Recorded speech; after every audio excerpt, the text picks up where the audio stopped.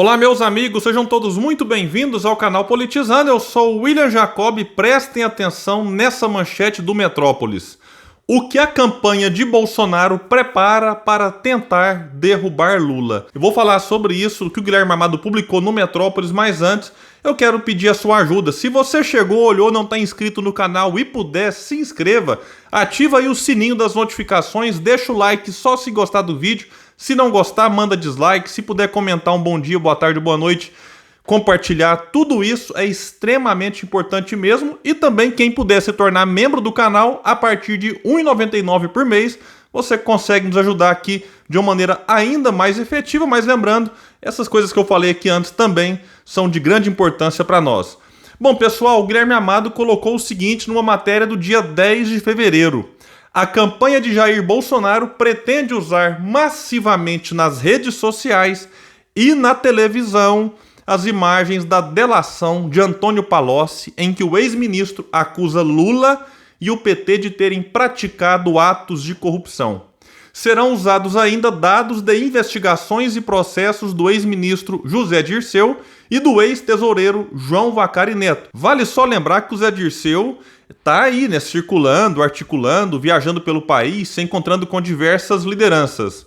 O objetivo, continuou Guilherme, é martelar a mensagem de que a corrupção voltará com o PT. A aposta da campanha bolsonarista é que, ao ser relembrado das suspeitas ou das condenações petistas, o eleitor irá aumentar sua rejeição a Lula.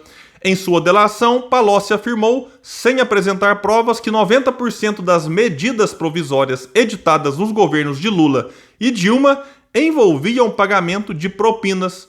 Além disso, continua a matéria, o ex-ministro afirmou que as doações de empreiteiras durante as eleições eram, na verdade, propina pagas em retribuição a contratos com a Petrobras.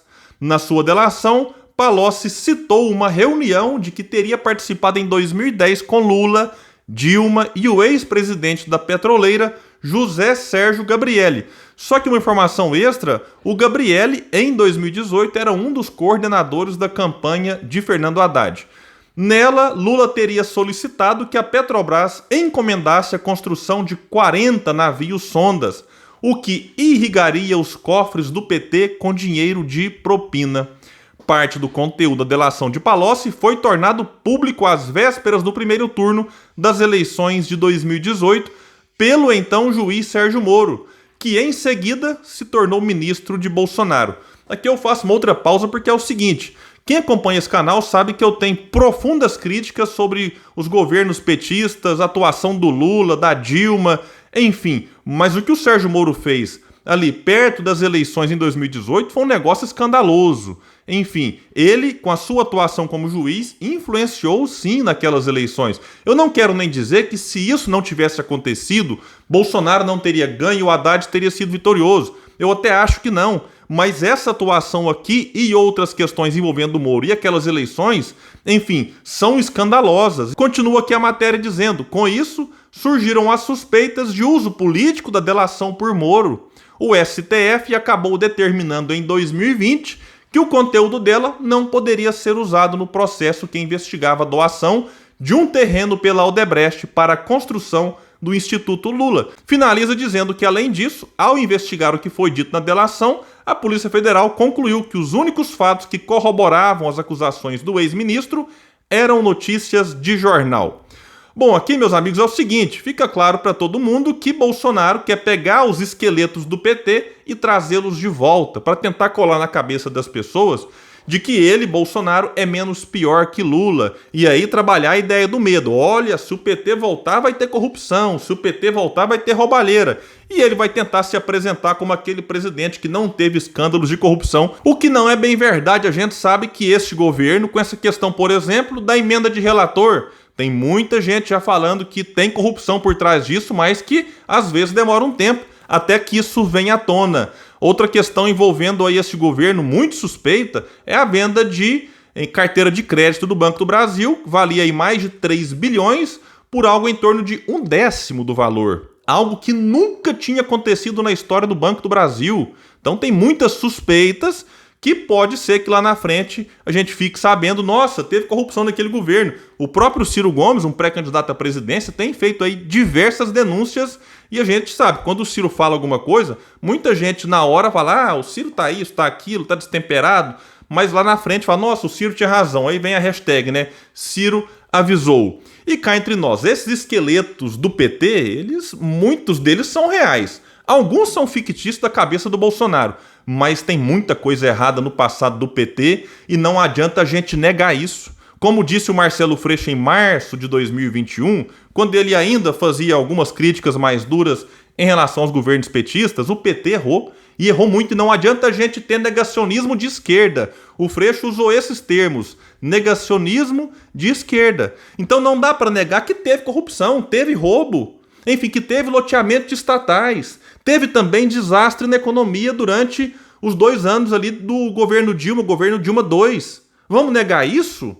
Então não faz sentido. E o Lula, para piorar a situação e até dar mais força para quem o critica, o Lula nega a fazer autocrítica. Enfim, porque se o Lula faz, pelo menos passaria a ideia para a sociedade que o Lula reconhece os erros e está disposto a fazer diferente. Não, o Lula não reconhece os erros, não faz autocrítica e, para piorar, né, a gente vai só piorando a situação dele, está se encontrando com os mesmos do passado.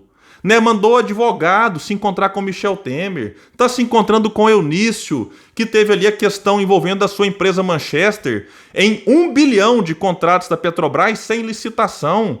Lula está se encontrando, enfim, com outras figuras lamentáveis que já fizeram muito mal, num passado muito recente, o que dá indicativos de que o Lula não aprendeu nada. E nessa semana ele disse que nosso legado é mais importante do que qualquer erro.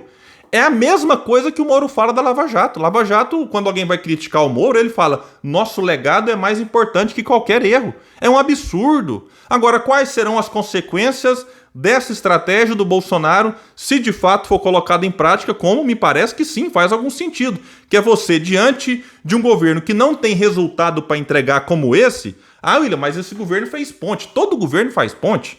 O Tarcísio tem a capacidade de sair de Brasília, ir lá para o Amazonas e inaugurar ponte de madeira, gasta mais na viagem e na estrutura, que envolve segurança e tudo mais, do que o que foi gasto na ponte. Como o professor Vila brinca, né? O Tarcísio, ele inaugura bica, né? Você faz uma bica, lá tá ele inaugurando, tirando foto. Então esse governo não tem resultado para entregar. Pelo contrário, né? Tem essa questão da pandemia gravíssima, né? O negacionismo desse governo, tem tragédia econômica, né? Esse ano agora, 2022, vai crescer 0,5 PIB, se é que dá para chamar este crescimento. Como não tem resultado para mostrar, né, o governo vai tentar qual estratégia? Causar medo nas pessoas em relação ao passado do PT. Então pode ser que isso de fato faça com que o Lula perca um pouco dos votos. Hoje, a gente vê Lula aí 40%, 42%, 43%. Mas o eleitor que diz espontaneamente votar no Lula, em algumas pesquisas gira em torno de 25%, 26%, 27%. Algumas pesquisas mais discrepantes mostram com 35%, 36%. Mas vamos pegar aqui na média, então, 30%. Esse eleitor é aquele que diz votar de maneira espontânea, sem você apresentar a lista. E tem um percentual que o Lula pode fazer o que quiser, que eles votam no Lula mesmo. Né? Não estão nem aí para o que aconteceu no passado, não estão nem aí se o Lula não está propondo nada para o futuro. Eles querem o Lula porque aí alimentam aquela coisa quase de um populismo, né, despolitizado, que faz muito mal não só para o Brasil, mas também para outros países da América Latina. Agora, tem aqui um percentual em torno de 15% a 20% que estão com o Lula por ocasião. Parte desses porque são anti-bolsonaristas. E aí eles olham para o cenário e enxergam no Lula a melhor possibilidade de derrotar o atual presidente. Então é um voto pragmático. Esse voto não é um voto por convicção, ele pode mudar de lado dependendo do cenário lá na frente. E o Lula hoje, é bom destacar um ponto, ele tem eleitor que gosta do Ciro, que até pouco tempo até estava com o Ciro, mas diante da narrativa de vamos juntar com o Lula para derrotar o Bolsonaro no primeiro turno, alguns podem até ter feito essa mudança, sai do Ciro, vai para o Lula. Mas daqui a pouco, se o Lula começa a cair nas pesquisas, esse eleitor pode voltar para o Ciro. Então é necessário ver como que vai ser realmente a estratégia, não só do próprio Bolsonaro, mas também de outros pré-candidatos, nessa luta que muitas vezes é por conta de narrativa. E tem eleitor que gosta dos dois, gosta do Lula e gosta do Ciro. Ele até diz, olha, eu acho que o Ciro merece uma chance, é preparado, tem o melhor projeto, Mas ele disse que vai votar no Lula porque, de forma errada, ele acha que o Ciro não tem chance. Então, dependendo do que acontecer lá na frente, esse eleitor pode olhar para o Ciro e falar: puxa vida, deixa eu ir com ele para dar uma chance para ele de fato tentar colocar o seu projeto em prática. Então tem muita coisa que pode acontecer. E com esses ataques que Bolsonaro fará, repito, parte injusto e parte dele justo. Pode ser que esse eleitor que está hoje com o Lula não se sinta muito confortável de estar com um candidato que vai estar sofrendo esse tipo de ataque. E aí ele pode então migrar para um outro. E aí é que entra o Ciro na jogada. Porque a gente pega as pesquisas hoje, quando perguntam a segunda opção de voto, o Ciro é aquele que está melhor colocado como segunda opção de voto do eleitor do Lula. E muita gente fica se perguntando, será que vale a pena o Ciro continuar criticando o Lula e o PT? Olha, criticar o Lula e o PT pelos erros que eles cometeram, eu acho que isso é importante sim.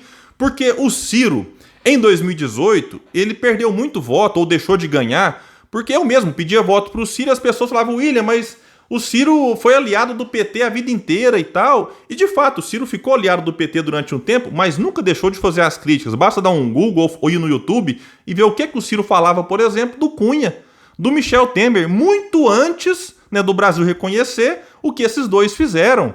Então o Ciro tentou alertar lá atrás, tentou alertar o tempo todo, mas, né, em nome de ver que o PT naquela ocasião estava no poder e o Ciro podia contribuir de alguma forma, ele aceitou, por exemplo, ser ministro. Então é importante deixar claro que de 2018 para cá, ali houve uma ruptura muito forte. O Ciro concorreu contra o Lula em 2002, concorreu contra o Lula em 98 e concorreu contra o Haddad, ou se fosse o Lula, também em 2018. E agora em 2022... ele é a única alternativa do campo progressista, enfim, com alguma viabilidade eleitoral. Se o Ciro passa a ficar afagando o PT e o Lula, ele vai sofrer em 2022 o que sofreu em 2018. As pessoas vão olhar para o Ciro e colar nele o antipetismo e o antilulismo. Então, hoje, isso está mais claro para as pessoas de que o Ciro, de fato, enfim, rompeu com essa parte que ele chama de lulopetismo corrompido e oferece o seu nome como uma alternativa. E diante desse movimento do Bolsonaro de atacar fortemente o Lula, pode ser então que esse eleitor se sinta mais confortável com o Ciro. Tudo na base, meus amigos, do pode ser, porque garantia não tem como dar, né? Não existe nenhuma certeza. Eu digo sempre que essas eleições em 2022, elas serão duríssimas, muitas vezes com golpes baixos, às vezes golpes desonestos, e pode acontecer de tudo. Então o Ciro estar ali, oferecendo o seu projeto, não negando os erros do PT e nem deixando de apontar os erros de Bolsonaro, pode ser que o eleitor, vendo que vai ficar Lula atacando Bolsonaro, Bolsonaro atacando Lula, nenhum propondo coisa para o futuro, apenas tentando trazer esqueletos do passado, ou no caso o Lula, tentando dizer que o passado com ele era perfeito quando não era, pode ser que o eleitor olhe para o Ciro, que vai estar ali debatendo propostas, mas sem se recusar também a essas críticas, e tentar dar a ele então uma oportunidade para que o seu projeto seja colocado no poder. A gente vai ter que aguardar. Eu, quando li isso aqui do Guilherme Amado, realmente fiquei impactado, porque eu lamento que a gente tenha que ir para uma eleição, enfim, como o Bolsonaro está propondo e como o Lula também está propondo, que é pintar esse paraíso no passado que de fato não existiu. Embora é óbvio que era melhor do que agora. Na verdade, comparar Bolsonaro com qualquer governo faz qualquer outro governo parecer bom. Então é necessário ter esse cuidado. Não é porque Bolsonaro é uma tragédia que a gente vai agora achar que qualquer coisa resolve, qualquer coisa tá bom. Não. A gente não pode se contentar com pouca coisa ou qualquer coisa. É necessário a gente abraçar aquilo que de fato vai transformar de maneira profunda e de maneira estrutural esse nosso país que tem tudo para dar certo. O ideal seria o PT ter um pingo de consciência e entender o que existe nesse momento. Porque não é por causa do antibolsonarismo que o antipetismo e o antilulismo deixaram de existir. Eles existem, estão aí. E se a gente vai para uma outra eleição baseada nos antes, na rejeição, de fato esse clima aqui ficará muito ruim e a gente pode ter uma eleição muito pobre em termos de proposta, em termos de projeto, não porque os outros não vão oferecer, mas é porque esses dois que hoje lideram as pesquisas vão, de certa forma, tentar entupir o debate e o desafio dos outros candidatos ficará ainda maior. Então, se o PT pensasse no país um pouco mais, enfim, ele talvez recuaria nessas eleições, como deveria ter recuado em 2018, e deixado com que outros candidatos do campo progressista, mesmo que fosse do PSB, por exemplo, que agora está aí tentando uma aliança com o PT, federação que eu acho que não vai acontecer, Enfim, que o PSB então lançasse o nome no partido, ou o próprio Ciro que está aí oferecendo o seu nome, mas enfim, pedir para o PT pensar no país eu sei que é pedir demais. Então, vamos aguardar e ver quais serão os desdobramentos. Quando eu digo aqui que tudo está em aberto, muita gente fala assim, você fala assim só para as pessoas tentar, enfim, ter algum tipo de esperança. Não, tem muita coisa para acontecer e essas eleições podem de fato surpreender muita gente. Meus amigos, então é isso, eu fico por aqui e até o próximo vídeo no canal Politizando. Valeu!